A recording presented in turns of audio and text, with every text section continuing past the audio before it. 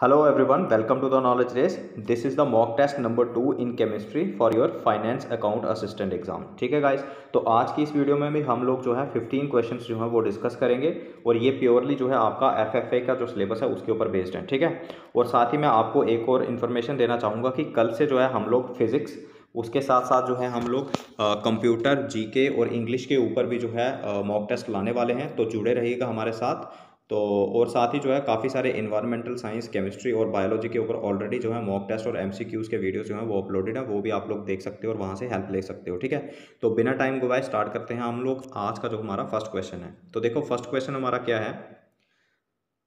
Sodium is present in abundant quantities in Earth's crust. Why sodium never occurs as free element in nature? ठीक है, तो अब आपको ये पूछा है कि सोडियम जो है वो बहुत ज़्यादा क्वांटिटीज़ में जो है अर्थ के अंदर प्रेजेंट है, लेकिन सोडियम कभी भी अकेला जो है वो फ्री स्टेट में एग्जिस्ट नहीं करता। क्यों? तो अब आपको पता होगा कि सोडियम क्या होता है, वो एक मेटल होता है। सोडियम क्या होता है, Na जो है एक मेटल होता है, और जो मेटल्स होते हैं दे आर वेरी रिएक्टिव। खास तौर से जो आपके पीरियोडिक टेबल में अगर आप लोगों ने देखा होगा, जो एस ब्लॉक के एलिमेंट्स होते हैं वो बहुत ज़्यादा रिएक्टिव होते हैं, यानी कि एकदम से एक्सप्लोड कर जाते हैं, और उनके अंदर जो है बेसिकली टेंडेंसी होती है वो इलेक्ट्रो पॉजिटिव, यानी कि इलेक्ट्रॉन को लूज करने की टेंडेंसी होती है। ठीक है, तो इसका जो है आपको यहाँ पे करेक्ट ऑप्शन यहाँ पे ये मिलेगा ए वाला। क्यों? क्योंकि ये बहुत ज़्यादा रिएक्टिव होते हैं। तो आपको ये भी पता होना चाहिए कि जो सोडियम होता है उसको हमेशा हम लोग कैरोसिन ऑयल के अंदर जो है वो स्टोर करके रखते हैं, क्योंकि हवा के साथ जो है, जहाँ पानी के साथ, वो एकदम से रिएक्ट करते हैं। ठीक है, तो नेक्स्ट क्वेश्चन देखो। Liquid water is denser than ice due to. अब आपको ये भी देखा होगा आप लोगों ने कि जो लिक्विड वाटर होता है, हमारा पानी जो होता है, वो आइस से जो है वो डेंस होता है। ठीक है ना, जब आपने कभी आइस को जो है पानी के अंदर डाला होगा, तो आइस जो है वो सॉलिड होने के बावजूद भी जो है उसके ऊपर तैरती है, फ्लोट करती है। तो क्यों? क्योंकि उसके अंदर क्या होता है, हाइड्रोजन बॉन्डिंग होती है। क्या होती है? हाइड्रोजन बॉन्डिंग होती है। किसके अंदर? पानी के अंदर। और ये मतलब लार्ज अमाउंट में होती है। होती तो आइस के अंदर भी हो, लेकिन आइस के अंदर जो है कुछ छोटे छोटे वॉइड्स होते हैं, स्पेसिस होते हैं। ठीक है ना, तो जिस स्पेसिस की वजह से आइस की डेंसिटी कम रह जाती है, लेकिन हाइड्रोजन बॉन्डिंग जो होता है वो बहुत ही अच्छे तरीके से होती है। किसमें? वाटर के अंदर। ठीक है, तो उस वजह से जो है वो थोड़ा मतलब वाटर की जो डेंसिटी है वो ज़्यादा होती है, और आइस की जो डेंसिटी है वो थोड़ी कम होती है। ठीक है, तो यहाँ पे ऑप्शन क्या है सही हमारा? बी वाला। नेक्स्ट देखो, what is the dominant chemical present in detergent powder. कि जो डिटर्जेंट पाउडर होता है जो हम लोग वॉशिंग के लिए इस्तेमाल में लाते हैं, तो उसके अंदर जो है मेन कंपोनेंट है, यानी कि मेन केमिकल जो है वो कौन सा होता है? तो हाइड्रोक्लोरिक एसिड नहीं होता, सोडियम कार्बोनेट तो ये होता है उसके अंदर। ठीक है, कैल्शियम कार्बोनेट नहीं होता, सोडियम अल्काइल सल्फेट नहीं होता। तो देखो यहाँ पे सीधा डायरेक्ट आपसे क्वेश्चन पूछा है कि वॉशिंग सोडा का जो है फॉर्मूला क्या होता है। तो वॉशिंग सोडा आपको पता होगा सोडियम कार्बोनेट होता है, एक होता है सोडियम बाइकार्बोनेट, वो होता है बेकिंग सोडा। लेकिन यहाँ पे पूछा हुआ है आपको डिटर्जेंट पाउडर यानी कि वॉशिंग सोडा, तो वो होता है आपका सोडियम कार्बोनेट। ठीक है, नेक्स्ट देखो, air pollution is caused by smoke, which of the following types of coal produces no smoke. अब आपको पता है एयर पोल्यूशन तो स्मोक की वजह से ही होता है मेनली। ठीक है ना, तो लेकिन हमारे पास क्या होता है, कोल की एक टाइप होती है जो बिल्कुल भी स्मोक जो है प्रोड्यूस नहीं करती जब हम उसको जलाते हैं। तो आपको पता होगा हमारे पास जो है 4 टाइप का कोल होता है। ठीक है ना, एक होता है लिग्नाइट, दूसरा होता है एंथ्रेसाइट, फिर बिटुमिनस, और एक होता है पीट। अब इसमें से आपको डायरेक्टली ये पूछा होगा कि सबसे बढ़िया क्वालिटी का कोल कौन सा है जिसको जलाने पे जो है स्मोक ज़्यादा प्रोड्यूस नहीं होता। ठीक है ना, तो आपको मैं बता दूं कि हमारे पास जो है सबसे बढ़िया क्वालिटी का जो कोल होता है वो होता है एंथ्रेसाइट, जिसमें जो है लगभग जो है 90% से ज़्यादा जो है उसमें कार्बन पाया जाता है, क्योंकि कार्बन ही तो जलता है ना। ठीक है, मोर देन 90% जो है उसके अंदर क्या होता है, कार्बन होता है। और मैं ये आपको बता दूं कि पूरे ऑल ओवर इंडिया में जो है एंथ्रेसाइट जो है ये एक रियासी डिस्ट्रिक्ट के अंदर पाया जाता है। ठीक है, which one of the following does not contain silver. तो अब इनमें से जो है सिल्वर किसके अंदर नहीं होता। तो अब ये देखने से तो लग रहा है सभी के अंदर की सिल्वर होगा, जैसे यहाँ पे सिल्वर लिखा है, सिल्वर सिल्वर है ना, यहाँ पे नहीं लिखा हुआ। तो अब ये देखो आपको फॉर्मूलेज पता होने चाहिए इन सभी के। तो जो सबसे पहले हमारे पास है कॉस्टिक लूनार या लूनार कास्टिक, तो ये होता है हमारे पास AgNO3। ठीक है ना, सिल्वर नाइट्रेट भी इसको बोला जाता है। क्या होता है? AgNO3। ठीक है, तो कॉस्टिक लूनार यानी कि AgNO3 के अंदर क्या होता है। अब क्या AgNO3 के अंदर सिल्वर है? तो बिल्कुल है, तो इसका मतलब ये तो नहीं आएगा हमारा। ठीक है ना, उसके बाद है जर्मन सिल्वर। अब जर्मन सिल्वर क्या होता है, ये एक प्रकार का एलॉय है। किस किस चीज़ का होता है? एक तो इसमें होता है कॉपर, दूसरा जो होता है इसके अंदर निकल होता है, और थर्ड जो होता है इसके अंदर जिंक होता है। ठीक है, अब कार्बन जो है इसमें 60% होता है, 20% निकल और 20% जो है हमारे पास जिंक होता है। तो इसके अंदर जो है यहाँ पे कहीं भी सिल्वर जो है यानी कि Ag जो है हमें कहीं भी नज़र नहीं आ रहा। तो इसका मतलब सही ऑप्शन में जो है करेक्ट आंसर क्या है हमारे पास यहाँ पे, सिल्वर, यानी कि कौन सा, जर्मन सिल्वर। उसके बाद रूबी सिल्वर मैं बता दूं आपको, हॉर्न सिल्वर जो होता है हमारे पास होता है AgCl।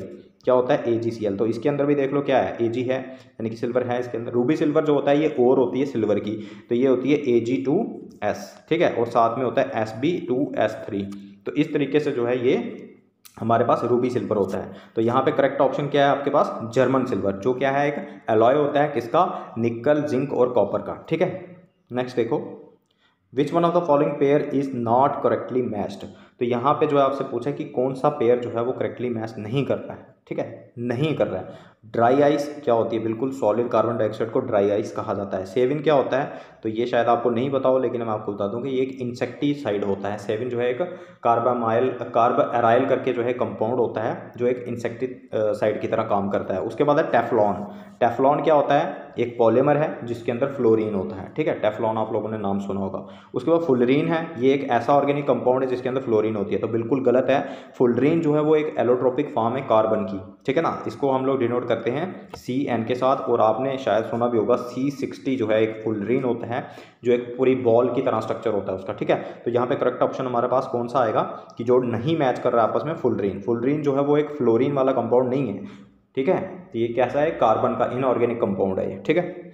उसके बाद देखो, which of the following is used as anaesthetic. Anaesthetic मतलब एनेस्थीसिया की तरह जो काम करती है, यानी कि किसी को बेहोश करने के लिए जो है कौन सा यहाँ पे यूज़ किया जाता है, अमोनिया यूज़ किया जाता है, या फिर नाइट्रिक ऑक्साइड है, या नाइट्रस ऑक्साइड है, या नाइट्रोजन डाइऑक्साइड है। तो अब देखो, आपको पता होगा, बिल्कुल कॉमन सा क्वेश्चन है ये, लॉफिंग गैस के बारे में आप लोगों ने सुना होगा, तो वो होती है हमारे पास N2O, यानी कि नाइट्रस ऑक्साइड। क्या होती है, नाइट्रस ऑक्साइड। तो ये इसका करेक्ट ऑप्शन है। नेक्स्ट देखो, browning of paper in old books is caused bye.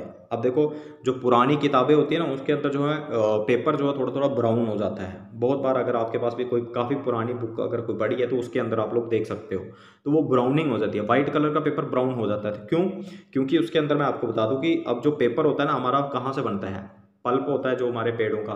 तो अब पल्प के अंदर क्या होता है, सेल्यूलोज होता है। अब सेल्यूलोज की क्या होती है, वहाँ पे ऑक्सीडेशन होती है। तो ऑक्सीडेशन में होता क्या है, बेसिकली जब भी किसी भी चीज़ की ऑक्सीडेशन होती है, जैसे आपने एप्पल को काटा होगा, उसकी ऑक्सीडेशन होती है तो वो ब्राउनिश हो जाता है। आयरन की ऑक्सीडेशन देखी होगी, वो भी ब्राउनिश हो जाता है।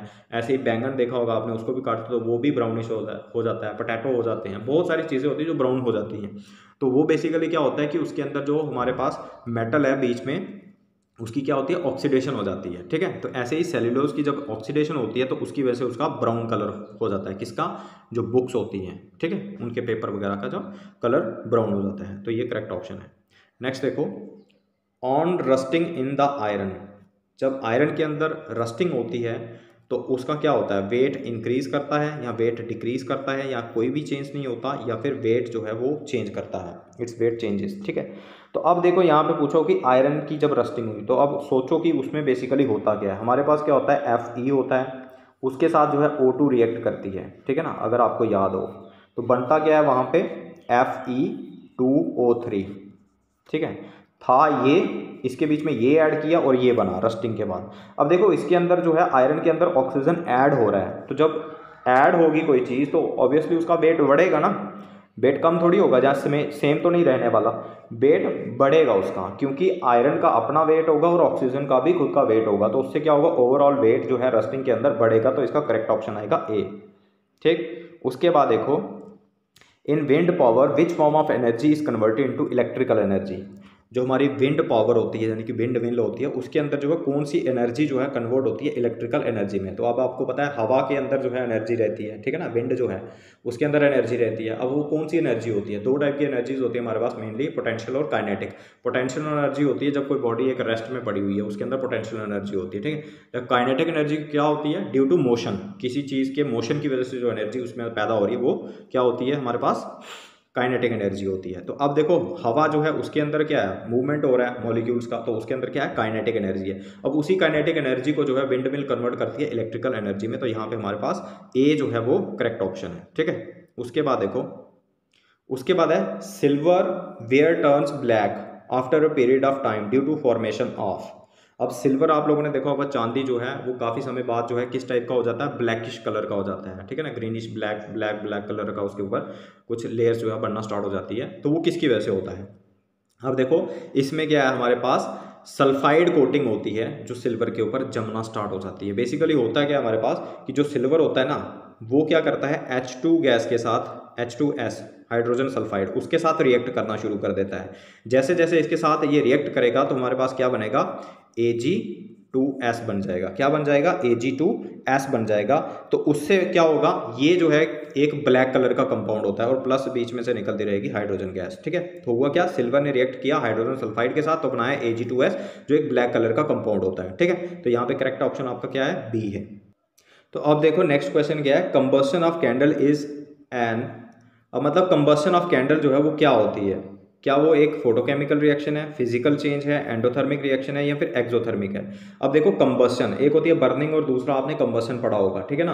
तो यहाँ पे कंबस्शन पूछा गया है, यानी कि इसके अंदर जो है बेसिकली विक वगैरह जो है जल रहा है। अब दो प्रोसेसेस होती है बेसिकली कैंडल जब जलती है, एक तो उसमें विक जलती है, ठीक है, और दूसरा मोम जलता है। मोम जलना जो है वो एक क्या है, उसके अंदर फिजिकल प्रोसेस होता है, यानी कि जैसे पहले वैक्स था वैसा का वैसा जो है पिघलने के बाद, मेल्ट होने के बाद भी वैक्स ही रहता है, लेकिन बीच में जो विक जल रही है तो वो एक केमिकल चेंज होती है। ठीक है, तो अब यहाँ पे पूछा हुआ है कि आपको इनमें से बताना है, फिजिकल चेंज तो नहीं आएगा, उसके वो फोटोकेमिकल रिएक्शन ये भी नहीं होगी, क्योंकि ये फोटोकेमिकल रिएक्शन ऐसी रिएक्शंस होती हैं जो किसकी वजह से होती हैं, लाइट वगैरह की वजह से होती है, ठीक है ना, फोटॉन्स की वजह से होती हैं। उसके बाद एंडोथर्मिक रिएक्शन, ये एक ऐसी रिएक्शन होती है जिसके अंदर कोई सिस्टम जो है हीट को एब्जॉर्ब करता है, क्या करता है, हीट को एब्जॉर्ब करता है। और दूसरा क्या है, एक्सोथर्मिक रिएक्शन, ये एक ऐसी रिएक्शन होती है जिसमें कोई एक सिस्टम हीट को रिलीज करता है। तो अब जब हमारे पास कैंडल एक जलेगी, यानी कि जब वो उसको हमने कंबस्शन उसकी कर रहे हैं, तो उस दौरान क्या होगा, वो हीट बाहर निकालेगी, लाइट और हीट दोनों चीज़ों को बाहर निकालेगी। तो इसका मतलब जो है वो एक एक्सोथर्मिक रिएक्शन होगी जिसमें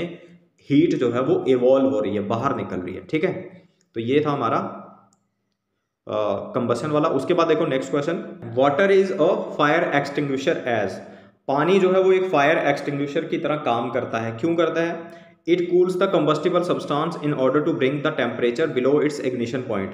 मतलब ये कि जो एक जलता हुई जो भी हमारे पास चीज़ है, जो सब्सटेंस जो जल रहा है, तो उसके टेम्परेचर को ये बिलो इग्निशन पॉइंट के नीचे लाता है। यानी कि हर एक चीज़ का जो है अपना अपना इग्निशन पॉइंट होता है। ठीक है, जब वो टेम्परेचर अचीव हो जाता है उसके बाद ही कोई चीज़ जलती है। ठीक है ना, तो अगर हम लोग किसी चीज़ के ऊपर पानी डालेंगे जो चीज़ जल रही है, तो उसका जो है इग्निशन पॉइंट जो होगा, ठीक है ना, उसका जो टेम्परेचर होगा, इग्निशन टेम्परेचर, तो वो कम हो जाएगा, तो वो चीज़ जलना बंद हो जाएगी। ठीक है, पहली बात। दूसरा है, it prevents the supply of air. अब देखो जलने के लिए क्या चाहिए, O2 चाहिए होती है। तो जब पानी किसी की चीज़ के ऊपर डाल दिया तो वो उसकी एक लेयर बन जाएगी उसके ऊपर, तो वो ये ऑक्सीजन को ब्लॉक कर देगा, यानी कि ऑक्सीजन को जो है उसके साथ रिएक्ट नहीं करने देगा। तो इसका मतलब पानी को जो है एक फायर एक्सटिंग्विशर इसीलिए माना जाता है क्योंकि ये दोनों चीज़ों को फॉलो करता है। ठीक है, पहला सप्लाई ऑफ एयर उसको भी ब्लॉक करता है, और दूसरा जो है किसी भी जलते हुए सब्सटेंस का जो इग्निशन टेम्परेचर है उसको कम करता है। ठीक है, उसके बाद देखो नेक्स्ट क्वेश्चन क्या है, विच of the following causes mercury pollution. अब इनमें से आपने बताना है कि मर्करी पॉल्यूशन जो है वो कौन करता है, CFL करता है, ऑटोमोबाइल बैटरी करती है, पॉलीमर करता है, या फिर डीजल इंजन करता है। तो देखो ये एक कॉमन सा क्वेश्चन है, आजकल आप लोगों ने देखा होगा ना, हर घर में जो है LEDs लगे हुए हैं। तो इससे पहले क्या हुआ करते थे, हमारे पास CFL हुआ करते थे। ठीक है, इसका आंसर जो है CFL है। अब ये CFL जो है वो टोटली बैन हो गए हैं। क्यों, क्योंकि इन CFLs के अंदर जो है मर्करी का इस्तेमाल किया जाता है। तो जब बहुत ज़्यादा मात्रा में, अब देखो ना, लाइट की जो है ज़रूरत हर जगह होती है, तो हर जगह जो है कॉम्पैक्ट फ्लोरिसेंट लैंप जो होते हैं CFL, वो इस्तेमाल में लाए जाते थे। उसकी वजह से क्या हो रहा था कि मर्करी पॉल्यूशन हो रहा था। और मर्करी जो होता है वो एक नॉन बायोडिग्रेडेबल पॉल्यूटेंट होता है, और ये जो है जो फूड चेन्स वगैरह होती है उसमें एक्यूमुलेट करना शुरू कर देता है। इसीलिए जो गवर्नमेंट ने इसको बैन कर दिया और इसकी जगह LEDs लाए हुए हैं। ठीक है, तो मर्करी पॉल्यूशन कौन करता है, हमारे पास CFL। ठीक है, तो ये थे आज के हमारे जो है 15 क्वेश्चन। और कल से जो है मैंने आपको बता दिया कि इंग्लिश के ऊपर, कंप्यूटर, फिजिक्स और GK के ऊपर भी हम लोग MCQs ला रहे हैं, तो जुड़े रहिए। और साथ ही बाकी जो वीडियोस वगैरह पड़े हुए हैं उनको देखिए, वहाँ से हेल्प लीजिए और अपने दोस्तों वगैरह के साथ शेयर करिए जो JK SSB की तैयारी कर रहे हैं। ठीक है, तो मिलते हैं कल की वीडियो में।